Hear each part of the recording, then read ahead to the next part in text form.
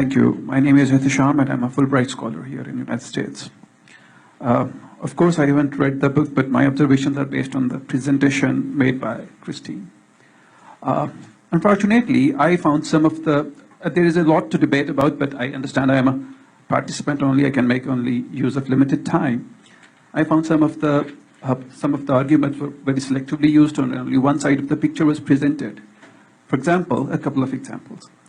You said Kashmir, Pakistan has no legal basis on Kashmir.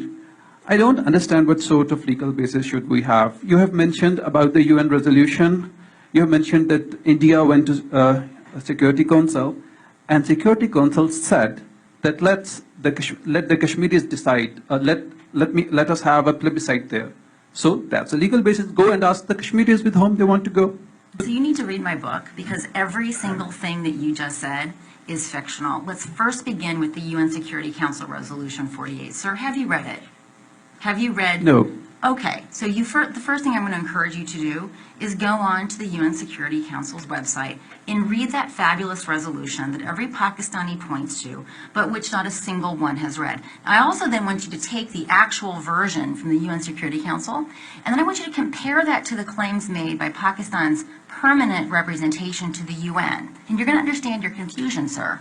So the resolution is actually very clear. There are 3 steps. They were sequential and they were conditional. The very first step was that Pakistan was supposed to demilitarize to the satisfaction of this UN body that was to be established.